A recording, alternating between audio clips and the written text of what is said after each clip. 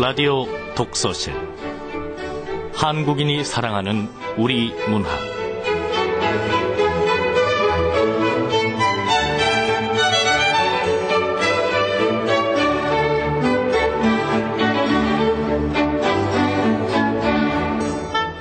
안녕하세요. 아나운서 김경란입니다. 길을 모르면 물으면 될 것이고 길을 잃으면 헤매면 그만이다. 중요한 것은 나의 목적지가 어디인지 늘 잊지 않는 마음이다. 한시도 눈을 떼지 않는 것이다. 사실 내가 긴급구호를 시작한다고 할 때 적지 않은 사람들이 걱정 반, 호기심 반으로 물었다. 새로운 일을 하기에는 너무 늦은 거 아니에요? 나는 그렇게 생각하지 않는다. 80년, 사람의 인생을 하루라고 친다면 그 절반인 40살은 겨우 낮 12시, 정오에 해당한다. 그러니 40대 중반인 나는 이제 점심을 먹은 후 커피 한 잔 마시는 시간에 와 있는 거다. 아직 오후와 저녁과 밤 시간이 창창하게 남았는데 뭐가 늦었다는 말인가. 뭐라도 새로 시작할 시간은 충분하다. 하다가 제풀에 지쳐 중단하지만 않으면 되는 거다. 네, 세계 오지 여행가이면서 또 국제 구호 개발기구 월드비전 긴급 구호 팀장으로 활동했던 한비아 씨의 말인데요. 50이 넘은 나이에 다시 공부를 하러 떠났다고 하죠. 한비아 씨의 살아온 여정과 열정을 보면 뭐든지 늦은 나이는 없는 것 같습니다. 제풀에 지쳐서 스스로 중단하지만 않는다면 말이죠. KBS 라디오 독서실 한국인이 사랑하는 우리 문학, 오늘은 김주영 작가의 똥친 막대기와 함께하겠습니다.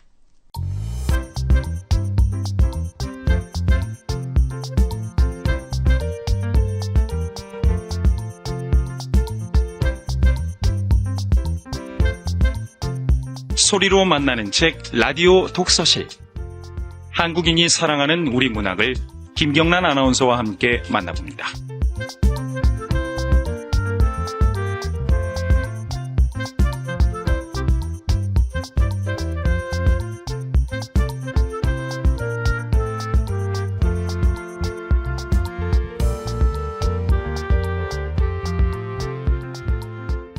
김주영 작가는 1971년 소설 휴면기로 등단을 하셨고요. 발로 글을 쓰는 작가로 알려져 있죠. 이 작가 스스로도 나는 천재성이 아니라 근면성으로 문학을 했다고 밝힌 적이 있고요. 이 김주영 작가의 대표작 갯줄을 쓸 때는 녹음기와 카메라를 든 채 장이 서는 곳마다 찾아다니면서 민초들의 언어를 채집했다고 합니다. 대표작으로 객주, 활빈도, 화척, 야정, 아라리 난장, 홍어 등이 있고요. 오늘 소개하는 똥친 막대기는 동화라고 할 수 있는데요.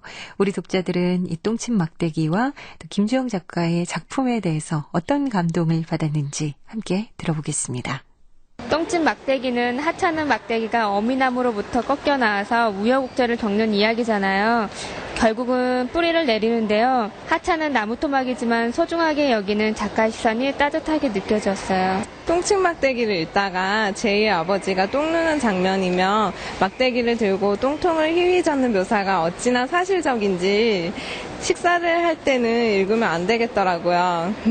결국 막대기가 제자리에 뿌리를 내리는 결말이 좋았고요. 막대기에서 뿌리가 나올 때 간질간질하다는 표현도 글쎄요. 실제로 나무들이 그럴 것 같아서 고개가 끄덕여졌습니다. 김주영 작가님 앞으로도 좋은 작품 많이 발표해 주세요. 네, 앞으로 좋은 작품 더 많이 발표해달라는 부탁 제가 대신해서 꼭 전해드리겠습니다. 잠시 후에 김주영 작가 직접 모시고 얘기 나눠볼 거거든요. 자, KBS 라디오 독서실 한국인이 사랑하는 우리 문학 김주영 작가의 똥친 막대기입니다.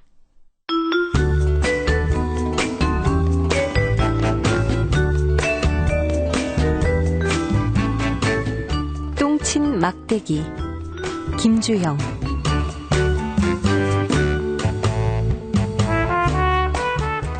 첫 번째 이야기. 기차가 지나는 마을. 4월의 아침 햇살이 촘촘하게 내리쬐고 있습니다. 땅 위에는 따뜻한 온기가 묻어나 사방으로 퍼지기 시작했습니다. 목을 움츠리게 만들었던 새벽의 찬 기운은 옷소매 사이로 빠져나갔습니다. 이른 새벽부터 산기슭으로 밀려와 머물렀던 안개는 햇살의 발길질에 놀라 산 아래로 밀려나 흩어지고 있습니다. 안개가 밀려난 자리에는 이제 봄의 기운들이 뚜렷하게 자리 잡고 있습니다. 그때 먼 산 아래로부터 아침의 고요를 뒤흔드는 소리가 들립니다. 가만히 귀를 기울여 봅니다. 그곳은 어쩌면 몇 천만 년 동안 지상의 모습을 드러내지 않았던 공룡들의 울음소리 같기도 합니다. 아니면 땅속에서 용암이 끓어오르는 소리 같기도 합니다. 아마도 겨우내 주눅들어 지내던 대지가 이제 기지개를 펴느라 그런 소리를 내는가 봅니다.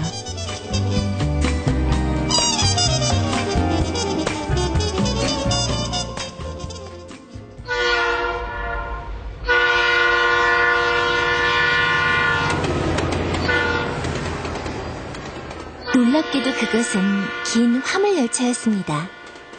새까만 망토자락을 온몸을 휘감은 검은색 열차가 달려오느라 대지는 그렇게 뒤채이며 웅얼거렸던 것입니다.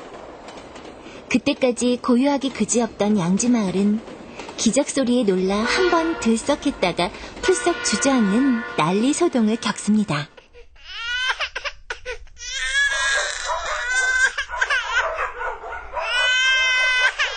젖먹이나 철부지들은 귀청을 때리는 소리에 놀라 울음을 터뜨렸고 개들은 목청이 터져라 일제히 지저댔습니다. 들판에 있던 송아지들도 갈팡질팡 뛰어 달아나기도 합니다.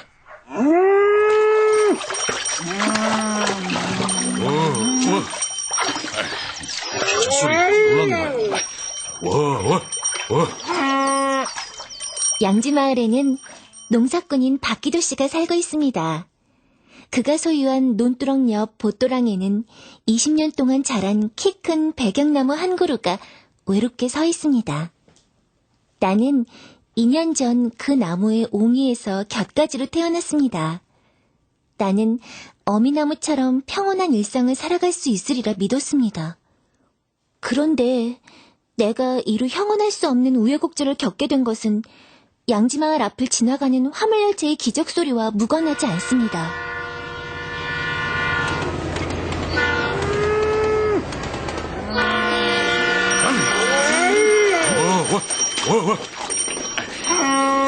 임신을 해가 신경이 예민한가.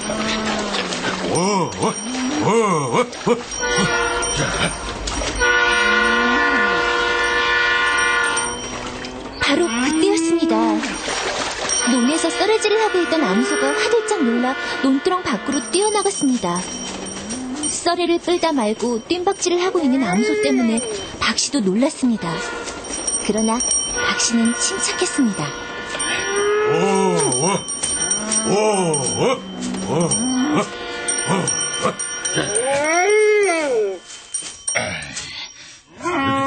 회초리가 있어야 되겠구만.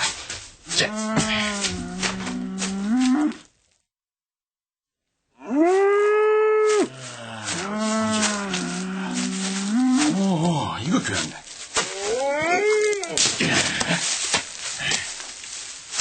순식간에 불상사가 일어났죠. 박씨는 전혀 주저함이 없이 나를 꺾어버리고 말았습니다. 나는 겁에 질려 고함을 질렀습니다. 하느님, 안 돼요! 안 돼요! 나를 꺾으시면 안 돼요!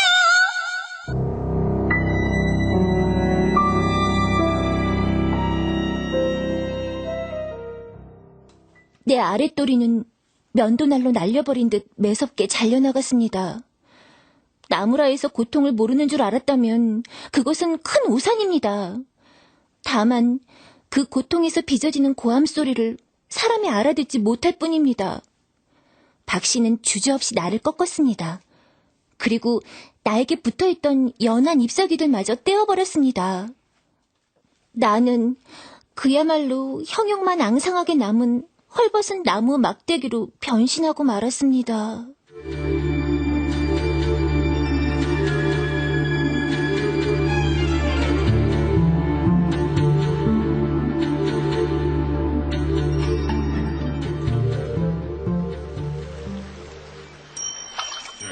이리야. 이리야. 가자.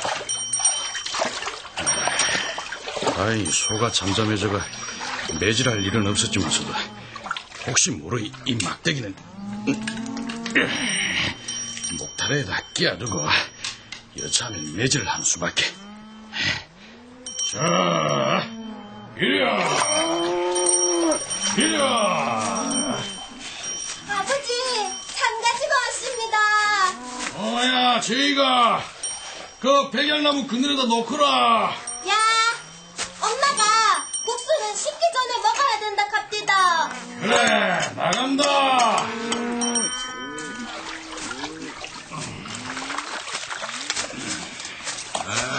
때맞춰가 잘 왔네.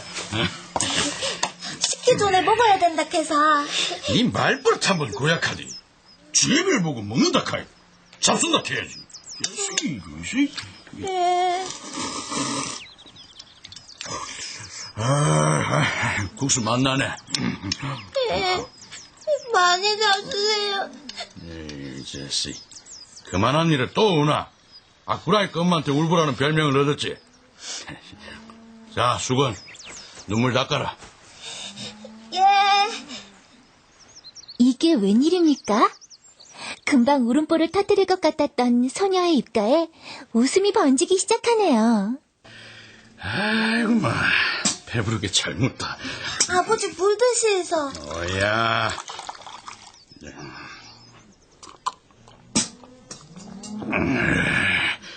에따 시원타. 에휴, 참은 배불리 무었다만 오늘 해야 할 일은 반투만 나쁘대. 왜? 저놈의 소가 새끼를 뵌 이후로는 깜짝 놀라기를 잘해가 내를 내먹인다 아이가. 오늘도 새삼 쏠 것도 없는 기차 소리에 놀래가지고 일하다 말고 공중공중 뛰나가 땀깨나 뺐지. 오죽하면 회초리까지 안 만들었나. 회초리로 소를 때렸습니까? 그러기 전에 진정이 돼가 매질까지는 안 했다만 또 모르지. 아버지가 고생이 많으십니다.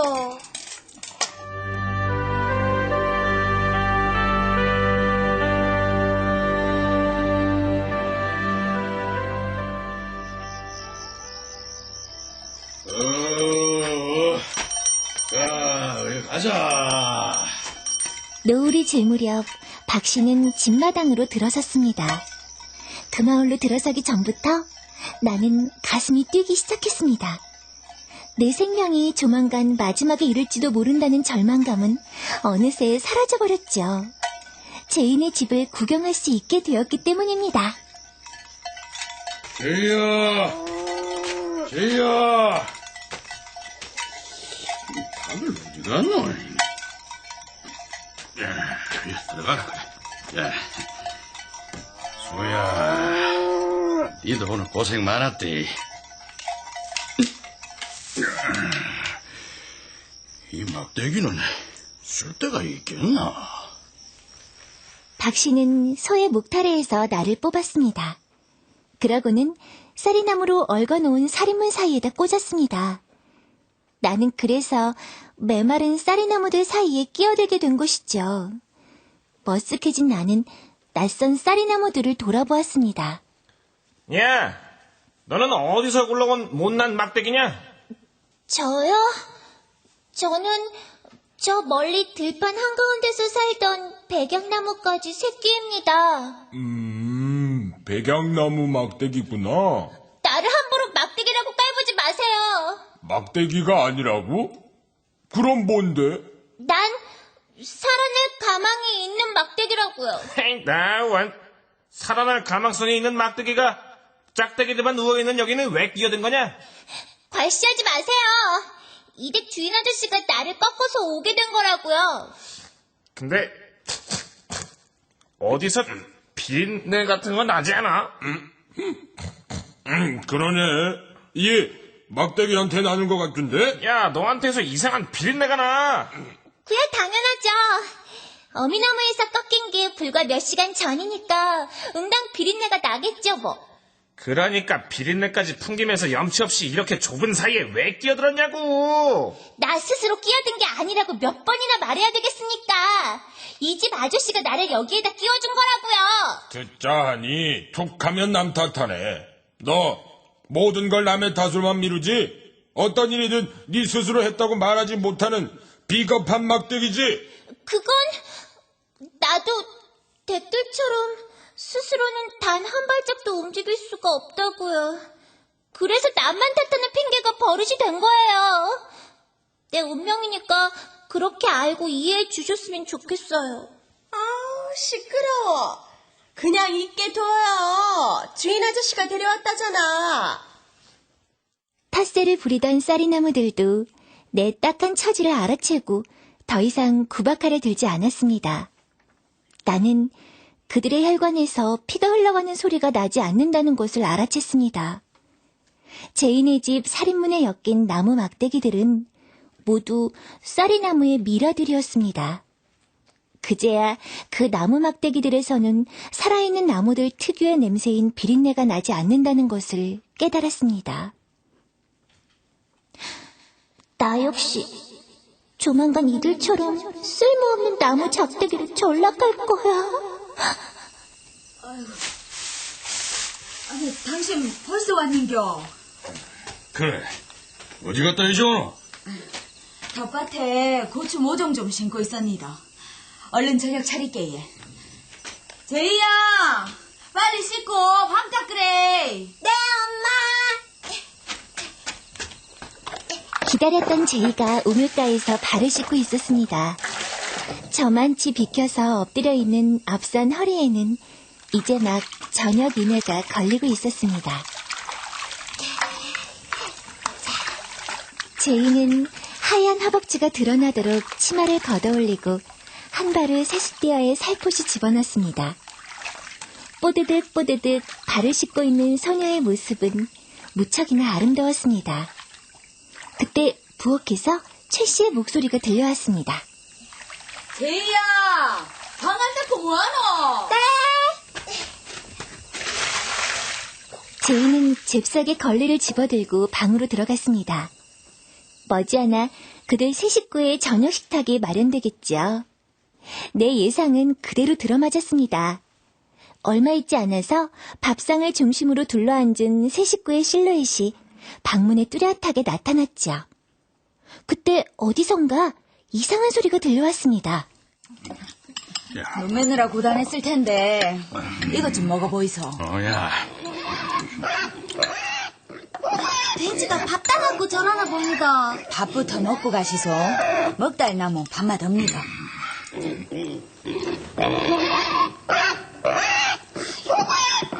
알았다. 그만 투덜대거라.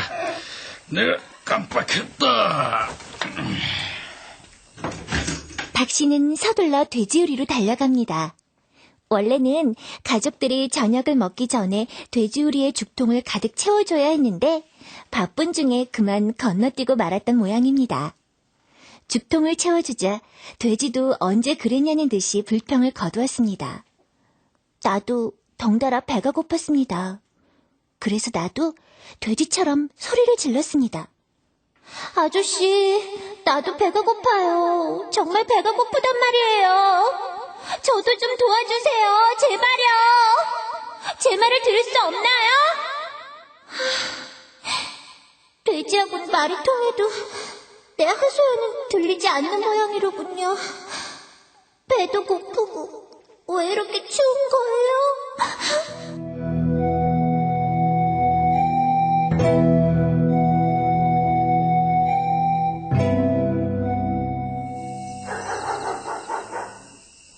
아직 달이 뜨지 않아서 마당은 칠흑같이 어두웠습니다. 방문을 열고 툇마루로 나선 사람은 박 씨였습니다.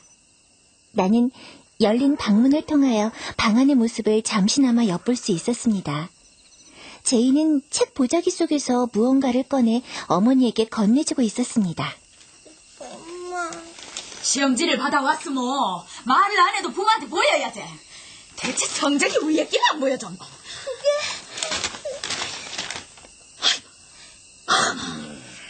아이고. 아, 시험 성적이 나쁘나? 제이는 당장 마당에 나가가 회초리 꺾어오니라.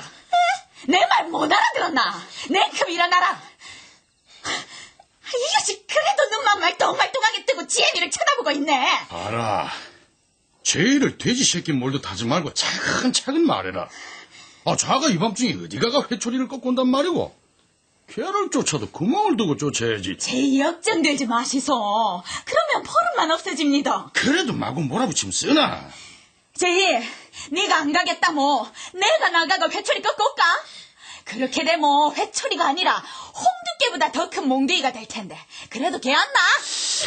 그래도 그게 뭐 그리 대단한 거라고 철없는 알을 마구 물어붙일 쌌노? 응? 아, 야도 농붕이가 되면 오늘처럼 새참 나르고 지 엄마하고 채소밭에 나가가 잡초도 뜯고 벌레 잡느라고 공부할 사이가 있었겠나? 내친 김에 혼을 내줘야 공부하는 신용이라도 하지. 안 그러면 공부하고는 탑을 쌓고 지낼 겁니다. 제희니 얼른 안 다녀오고 턱 쳐들고 빳빳하게 앉아있을래.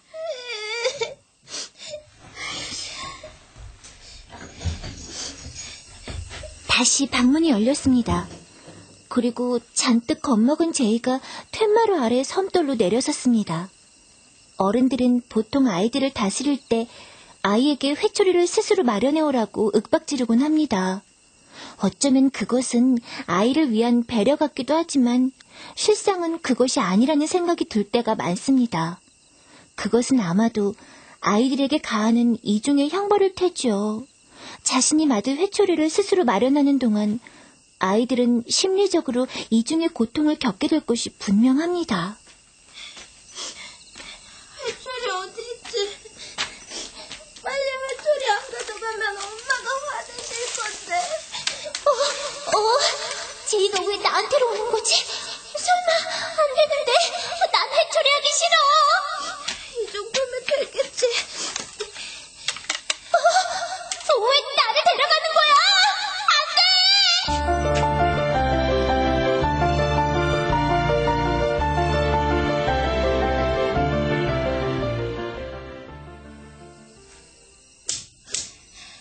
그래, 이만하면 됐다. 제이는 목침 위로 올라가가 종아리 걷어라. 네. 얘가 내그 올라가면 왜 열어? 진짜로 막겠다는 기가. 아이고, 이 사람이라도 좀 말려주면 못 이기는 척 그만두겠구만. 어찌할 바를 모르던 최 씨는 힐끗 남편 박 씨를 돌아보았습니다. 그러나 박 씨는 팔짱을 낀 채 맞은편 바람벽에 시선을 두고 있었습니다. 치마 더 걷고 아래 윗니 꽉 다물어래. 한 번, 두 번, 세 번, 네 번, 5번. 그 5번째의 매질에 제이는 더 이상 견디지 못하고 바람벽을 향해 고꾸라지고 말았습니다. 제이의 종아리에는 매맞은 흔적이 당장 새빨갛게 드러났습니다. 제이야.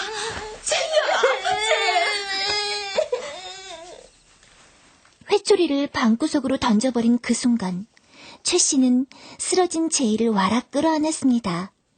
그리고 황급히 딸의 종아리를 살펴보았습니다.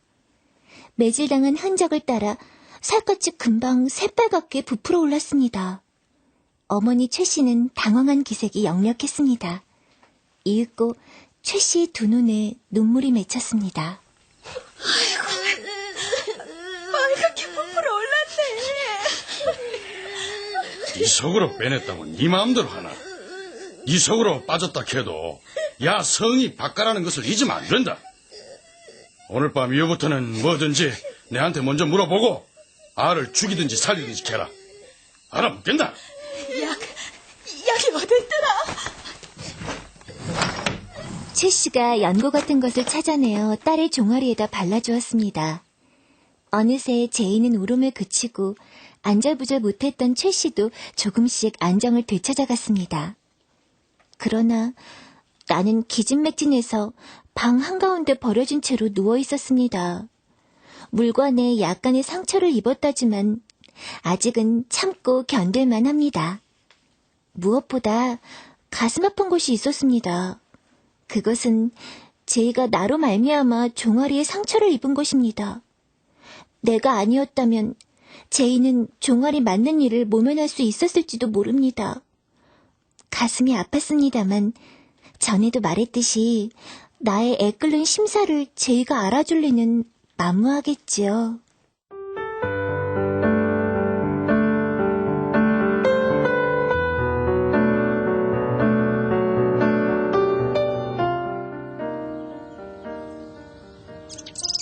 다음 날 아침, 박 씨는 회초리로 쓰였던 날을 집어들었습니다. 방문을 열고 밖으로 나간 박 씨는 재래식 화장실인 측간으로 걸어갔습니다. 박 씨는 어떤 생각이 들었는지 몰랐지만 그 측간 토단 벽에다가 나를 기대 세웠습니다. 그리고 서로 마주하고 있도록 놓아둔 두 판자 사이를 정조준하여 볼일을 보았습니다. 그리고는 토담에 기대 놓았던 나를 집어들었습니다. 이 정도로 되겠나? 아저씨, 왜 이러세요? 설마...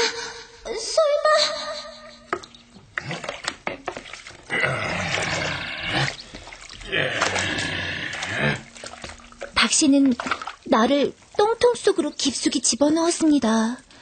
그리고 마치 쇠죽 끓이는 솥에 주걱을 넣어 휘젓듯이 똥통 속을 내젓기 시작했습니다.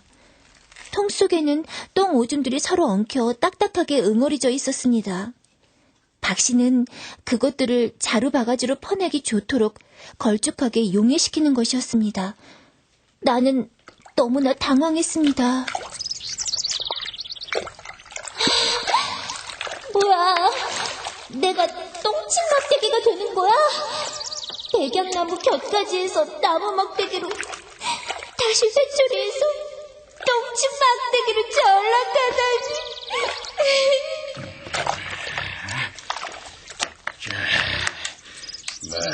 이만하면 충분하겠네.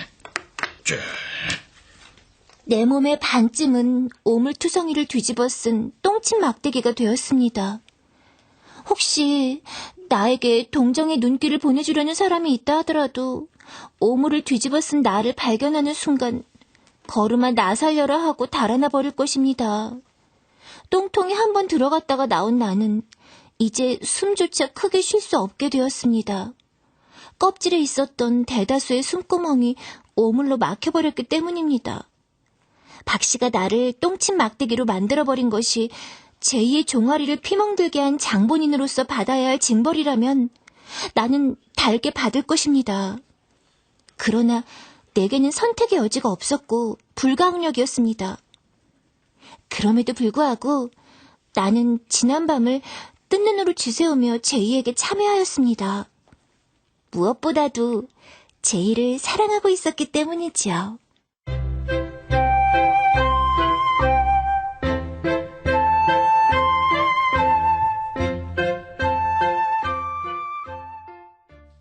다음 날, 내가 똥침 막대기로 전락한 다음 날, 제이는 등교하지 않았습니다. 어머니 최 씨에게 맞은 종아리가 많이 부어올랐기 때문입니다. 선생님에게는 박 씨가 둘러대기를 했습니다. 아침을 먹은 후 새 식구의 일과는 어김없이 시작되고 있었습니다. 그런데 이게 어찌 된 일입니까?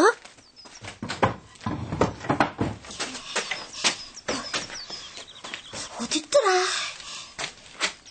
제이가 측간으로 쑥 얼굴을 디미는 것이었습니다. 그런데 볼일을 보러 들어온 것이 아니었습니다. 전혀 그런 낌새를 보이지 않는 그녀는 한동안 측간 속을 두리번거리며 무엇을 찾는 눈치였습니다. 그러더니 나를 집어들고 밖으로 나섰습니다. 그녀의 돌발적인 행동을 이해할 수 없었습니다. 나를 어떤 일에다 도구로 사용하려는 것일까요? 내다 버리려면 모르겠지만 어디에 쓸모가 있다고 생각한 것인지 짐작할 수 없었죠. 그녀는 나를 집어들고 마을 앞길로 나갔습니다. 그 길은 제인의 논으로 가는 지름길이기도 했습니다. 그렇지만 마을 개구쟁이들의 놀이터였기도 했죠.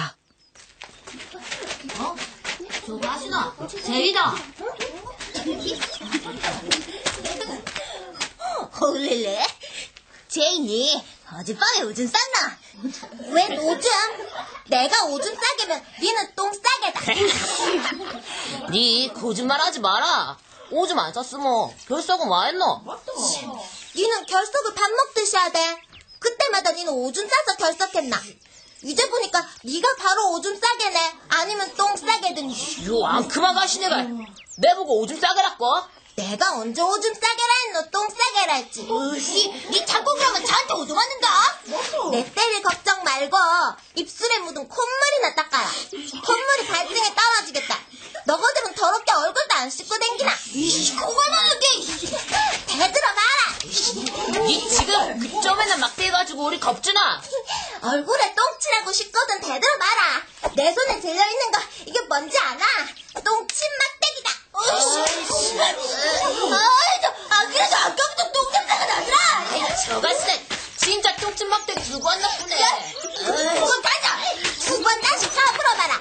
네 콧구멍에다가 똥침 막대기 찔러줄 테니까. 개구쟁이들이 돌개바람에 왕겨 흩어지듯 했습니다. 그녀는 거칠 것 없는 넓은 공터 한가운데를 턱을 바짝 쳐들고 걸었습니다.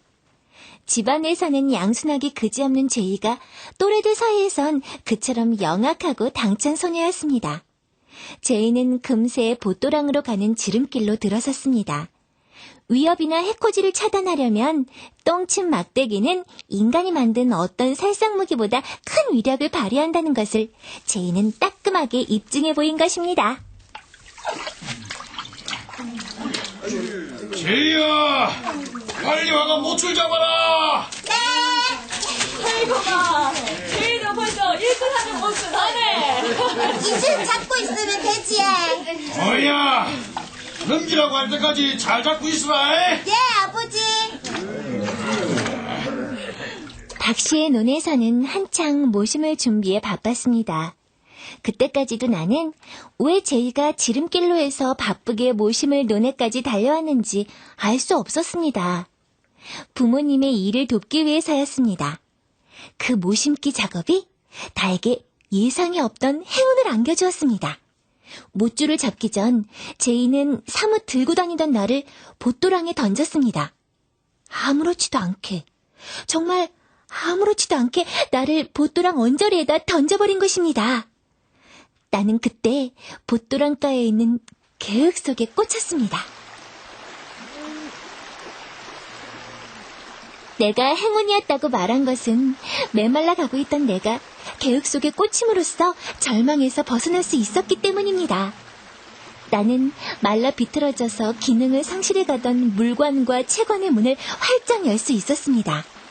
그리고 진흙 속의 자양분을 내 작은 몸속으로 끌어당길 수 있었죠. 이런 경우를 두고 사람들은 어떤 처지에 놓이더라도 꿈을 잃지 말 것이며 희망을 가지고 앞을 바라보라고 격려하곤 하죠.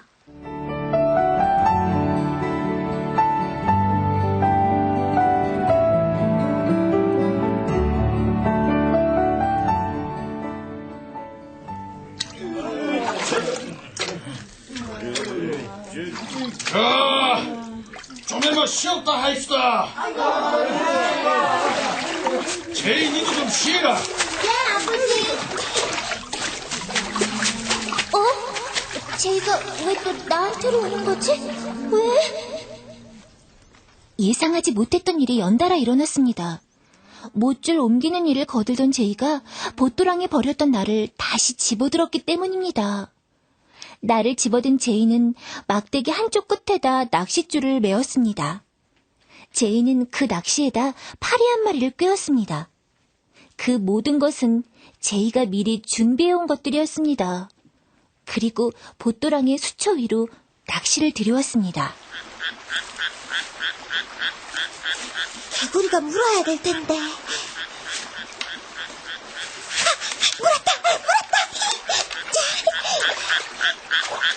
수초 속 개구리들이 낚시 끝에 달린 파리를 덥석덥석 물기 시작했습니다. 낚시질을 시작한 지 불과 30여 분. 잡아올린 떡개구리가 10마리가 넘었습니다. 제이가 낚시질에 열중해 있는 동안 내 허리는 몇 번인가 부러질 위기에 직면해야 했죠. 제이야, 이제 그만해. 넌 개구리 낚는 재미에 시간 가는 줄 모르지만 나는 허리가 부러질 것 같아. 내 허리가 부러지면 난 정말 아무짝에도 쓸모없는 나무 꼬챙이로 일생을 마쳐야 해. 제발 날 좀 살려줘. 요놈의 개구리 잡아서 우리 엄마 몸보신 해줘야지. 제이야, 내 말 듣고 있는 거야? 왜 엉뚱한 대답만 하는 거야? 발버둥 쳐봤자 소용없다. 이 튼튼한 낚싯대가 부러질 것 같나? 아우, 나 죽겠네. 자, 모내기 마저 하입시다. 제이야, 어서 목줄 잡아라. 네. 제이는 논빼미로 달려가면서 조금 전과 비슷한 장소에 다시 나를 버렸습니다. 그리고 일을 마친 후 집으로 돌아갈 때까지 눈길 한 번 주지 않았습니다.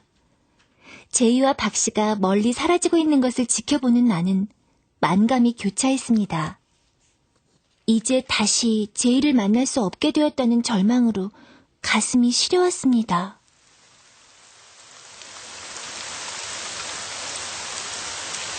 비가 내리기 시작했던 것은 제이가 다녀간 바로 그날 저녁부터였습니다. 그래서 보또랑 물의 수위가 차오르기 시작했죠. 그 이튿날도 비는 그치지 않고 쭉쭉 내렸습니다. 내가 보또랑 하류로 떠내려가기 시작한 것은 비가 내린 지 이틀 만의 일이었습니다.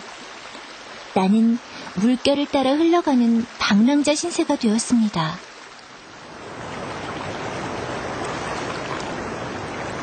나는 이제 흙탕물을 따라 강폭이 엄청나게 넓은 시냇물 속으로 떠내려가고 있었습니다. 그리고 여명이 희뿌옇게 밝아오던 어느 날 새벽, 나는 겨우 반 정신을 차리고 눈앞에 아른거리는 새벽 안개를 바라보았습니다. 그때 이상한 소리를 들었습니다.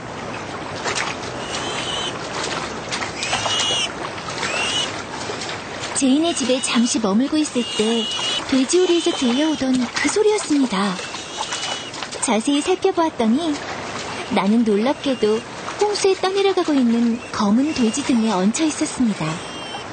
돼지는 안간힘을 써서 강변 쪽으로 헤엄쳤고 성공했습니다. 강변으로 올라간 돼지는 또다시 꿀꿀거리면서 저만치 걸어가고 있었습니다.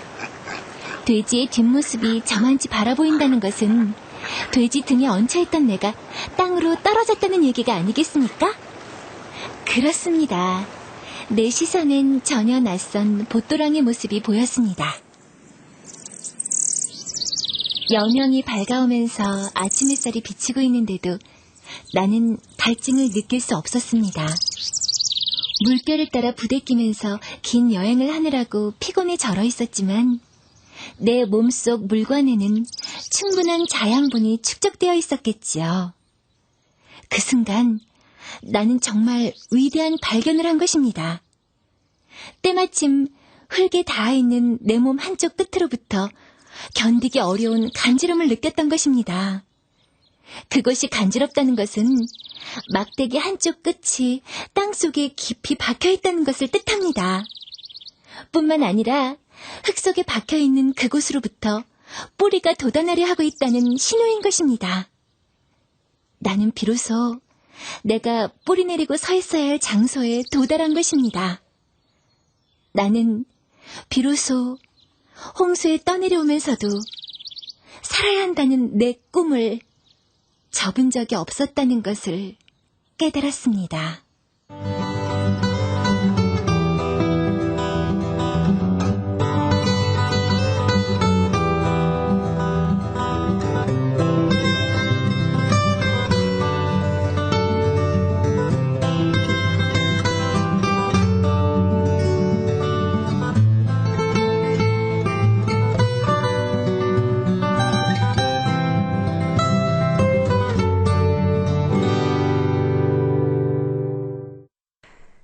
똥친 막대기, 함께 들어보셨는데요. 이 똥침 막대기가 뿌리를 내리게 돼서 정말 다행입니다. 제 마음속에도 마치 그 메말랐던 나뭇가지에 물이 차오르듯 따뜻한 물줄기가 흐르는 듯한 그런 느낌인데요. 이 똥침 막대기의 김주영 작가 모셨습니다. 어서 오세요. 네, 안녕하십니까. 예, 이렇게 네. 직접 뵙게 돼서 정말 반갑습니다. 네, 반갑습니다. 네, 똥침 막대기 이 작품에 대해서부터 여쭤볼게요. 예, 예. 그 백양나무의 가지였는데 예. 막대기가 됐다가 또 회초리도 됐다가 똥침 막대기도 됐다가 또 예. 낚싯대도 되고요. 또 나중에는 결국은 그래 희망대로 뿌리를 내리게 되는데요. 이 똥침 막대기 여정이 정말 파란만장하거든요. 작가님께서 이 작품을 통해서 하고 싶은 이야기 어떤 것이었는지부터 여쭤볼게요. 이 젊은 독자들은 도대체 이 똥침 막대기가 뭘 가지고 똥침 막대기라고 하느냐 하는 아마 잘 모르실 분들이 아마 있을 겁니다. 네. 시골에 가면 그 재래식 말하자면 화장실이 있죠. 이제 큰 그 항아리를 네. 땅 속에다 묻고 그 위에다가 이제 판자 2개를 발을 얹을 수 있도록 이렇게 걸치고 그 위에서 이제 볼일들을 보는데요. 이 비료가 나오지 않았을 때에는 이 분뇨를 밭에다 냅니다. 네. 혹은 두엄에다 섞지요. 이래가지고 그 비료 대신을 쓰는데 그때 이 단단해진 그 분뇨를 이렇게 걸쭉하게 섞는 역할을 하는 게 그게 똥침 막대기입니다. 네. 그래서 저 옛날 어릴 때 보면은 말하자면 재래식 화장실 옆에 기둥 옆에 보면은 항상 똥침 막대기가 항상 이렇게 세워져 있죠. 예. 근데 그 아버지들이 농군들이 이제 그걸 가지고 이제 져가지고 내는 그걸 똥침 막대기라 그러는데 말하자면은 그 어떤 하나의 똥이 묻어 있는 작대기가 가지고 있는 생명력 그리고 그 작대기로서 역할을 다 하면서도 언젠가는 뿌리를 내려서 하늘을 향해 자랄 수 있는 하나의 나무로서 역할을 염원하는 기대하고 있는 막 그런 얘기를 담았잖아요. 말하자면 하찮은 작대기가 가지고 있는 그 생명력 그것이 어떤 과정을 통해서 그 생명을 되찾는가 하는 것을 추적하는 소설이라고 보면 되겠습니다. 그래요. 오늘 이 소개한 작품을 동화라고 해야 하는지 아니면 우화라고 해야 하는지 하여간 김주영 작가 하면 떠오르는 그 작품들은 좀 선 굵은 작품들이에요. 객주, 활빈도. 근데 그런 작품들과는 좀 다른 장르라고 보여지는데 동화 같은 이런 작품에도 관심이 있으신가 봐요. 제가 이 권수로 5권이 넘는 그런 소위 말하자면 대하 장편들을 많이 썼습니다. 객주를 비롯해서 화척이라든지 야정이라든지 뭐 이런 것들이 있는데 너무 큰 것만 길고 두꺼운 거 이것만 바라보고 하다가 내가 놓친 구석이 있지 않느냐 하는 나름대로의 반성이 있었죠. 이래서 그렇다면은 제가 이제 작품 중에 홍어라든지 혹은 멸치라든지 이런 작품을 쓰게 된 동기와 마찬가지로 우리들 이렇게 어떻게 살아가는데 급급하고 돈 버는데 급급하고 명예를 채우는데 급급한 하며 살아온 그 삶 속에서 놓친 부분은 뭔가 좀 느린 걸음으로 뒤돌아보는 그런 것이 이런 것이 있구나 해서 첫째 이제 작업을 시작한 것이 바로 이제 똥침 막대기인데요. 이거는 약간의 그 동화적인 성격을 가지고 있는 소설이다. 이렇게 생각하시면 되겠습니다. 네. 예. 이 작품 읽다 보면요. 작가분의 심성이 어떨까 저도 모르게 그려질 때가 있는데 이 작품을 읽으면 아마 사람들이 이렇게 생각할 것 같아요. 이 작가분은 따뜻하고 정 많고 어떤 고민이 드는지 좀 귀 기울여서 내 고민 좀 들어줄 것 같고 이런 분일 거야 라고 생각을 할 것 같은데 실제로 작가님 성격은 어떠신가요? 성격이요? 네. 굉장히 급합니다, 제가 성격이. 그러세요? 아주 급하고 또 아주 보수적이고 제가 그 안동문화권에서 자랐기 때문에 네. 자연적으로 그런 뭔가 보수적인 기질 그것이 몸에 배었습니다. 이래서 굉장히 엄한 그래서 잔정이 없는 무뚝뚝한 네.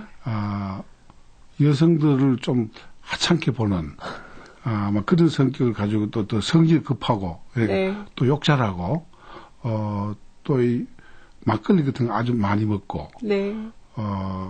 가정 생활에 충실하지 못하고 네. 막 그런 좋지 않은 건 다 갖고 있습니다. 그런데 이런 작품 활동을 통해서 그런 그 반성문을 쓰듯이 내 잘못된 부분들을 다 이렇게 소설로서 이제 얘기하면서 정화시켜 가고 있는 중입니다, 제가. 그러시군요.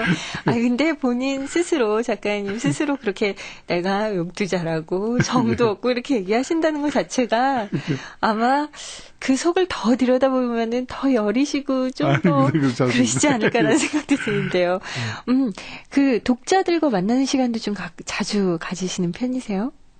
예, 비교적 이제 주로 한 지방에서 네. 이런 뭐 도서관이라든지 그런 동아리 모임들에서 초청을 많이 받지요. 예.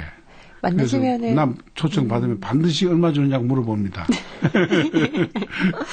그래서 뭐 만족하는 정도의 그 이야기를 들으면 가시나요? 물어볼 뿐이지. 네. 흥견하지 않습니다. 그러시군요. 됐다고 이렇게 얘기하죠. 네. 요즘 어떤 작품 쓰고 계시고 앞으로도 좀 동화에 대해서도 계속 쓰실 건지 궁금해지네요. 예, 이제 동화의 성격을 가지고 있는 작품으로는 생지 있지 않습니까? 네. 생지의 어느 생지의 기막힌 생애라는 그 작품을 한 300매, 400매 사이로 아마 쓰게 될 거고요. 네. 지금 중간쯤 이렇게 쓰고 있는 작품이 지붕 위에서의 하룻밤이라고 어떤 참 기구한 운명을 타고난 어떤 여성의 이야기를 쓰고 있습니다. 그 작품들 모두가 기대가 됩니다. 네. 자, 앞에서 독자 한 분이 그렇게 말씀하셨어요. 앞으로도 작가님께 좋은 작품을 많이 발표해달라고 꼭 말씀을 하셨거든요. 많은 독자분들이 같은 마음이 아닐까 싶습니다. 저 역시도 그렇고요. 네, 오늘 나와주셔서 정말 감사하고요. 고맙습니다. 다음 작품 꼭 기다리고 있겠습니다. 고맙습니다. 지금까지 똥친 막대기의 저자 김주영 작가와 함께했습니다. 오늘 라디오 독서실 함께 하시면서 하찮게 여길 수 있는 작은 것, 그 작은 것의 소중함을 알게 됐다면 우리들의 생활도 조금은 변화가 있을 것 같아요. 무조건 크고 화려한 것보다 작은 것이 아름답다는 말이 실감나는 그런 시간이었습니다. 지금까지 김주영 작가의 똥친 막대기 편, 음악 최현석, 효과 안익수, 노동걸, 김기평, 기술 이흥규, 극본 서현희, 제작 박기환, 진행의 김경란이었습니다.